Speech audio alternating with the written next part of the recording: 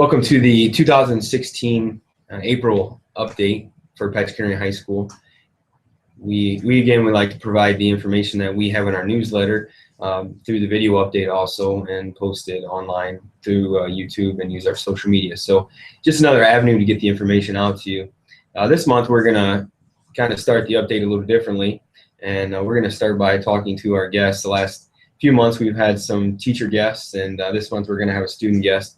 So I want to introduce Tara Lanzer, who's a senior here at Patch County High School.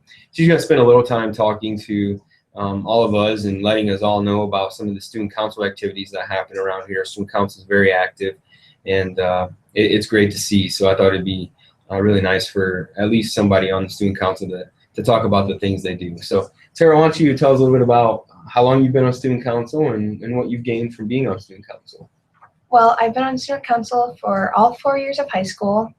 And I think my experience with student council has given me leadership skills and organizational skills, and it's helped me give back to my school and my community because we do things like organize homecoming and plan and organize blood drives, and we have to work there. So I get to do lots of fun stuff for the school and the community.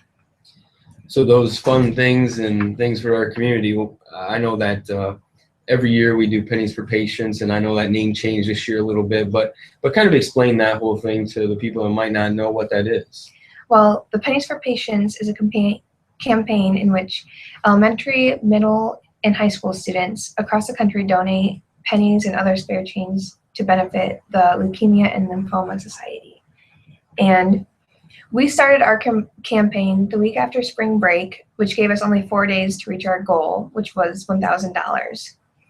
We started off on Tuesday morning with a Clean Out Your Console Day, which was when the students and teachers, when they come in the parking lot, we would stop their cars and ask them to give us some change from their console. And then all week we also sold ice cream vouchers and parking passes to the students. And then on Thursday, we had Stall Your First Period class, which is when students brought in as much change as they could find for their teachers to count before their teachers could actually begin the class. And then on Friday, which was the last day, we had 4 teams of dodgeball teams in a tournament. All the players on the dodgeball teams had to pay $1 to the Pennies for Patients campaign, and then the rest of the students in high school had to pay $2 to watch the tournament. So we made a lot of money that way, and then in the end we raised over $1,000, which almost doubles our total from last year. So the students had a lot of fun making that money for a good cause. So. Yeah. And this is an annual thing that we do. Mm-hmm. Yeah. And I know you mentioned it, but the goal was $1,000, and we met the goal. Yep. Yeah, good. Yeah, and the dodgeball tournament is always a fun way to end the week. Mm-hmm. And it's no matter what age you are, people like to throw balls at each other. Yeah. So, yeah. Good.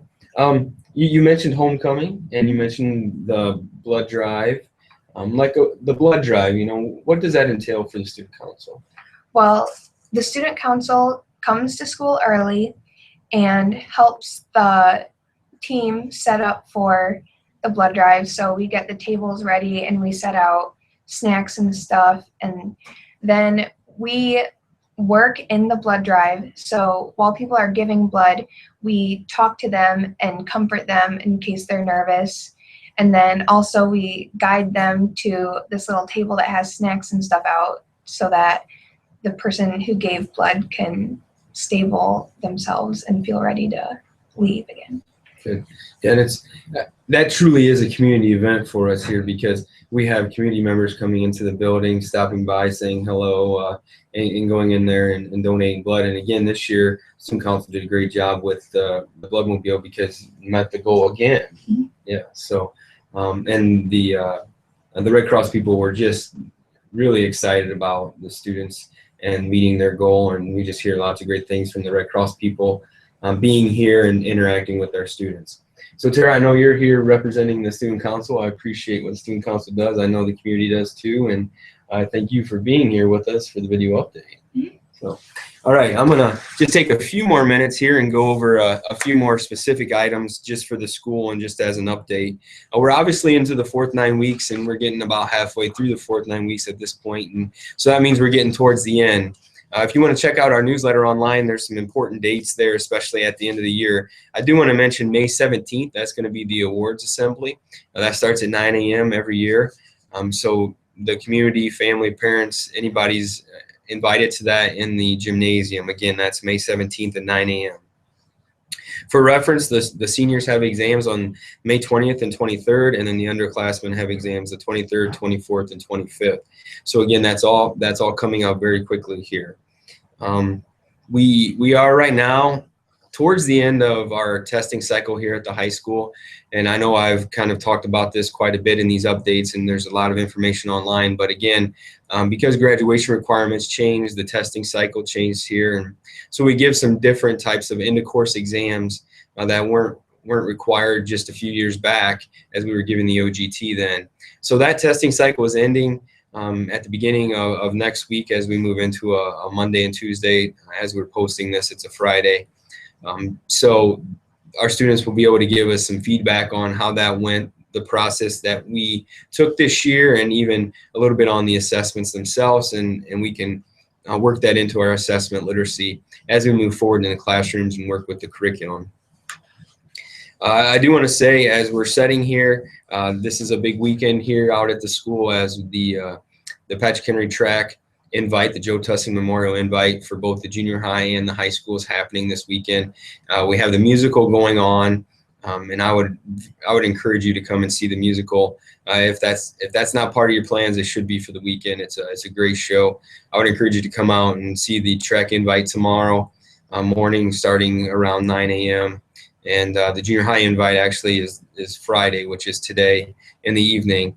And then our boys baseball team right now is playing at Fifth Third Field in Columbus, or excuse me, in Toledo, where the Mud Hens play. So just a lot of things going on here. Is that time of the year.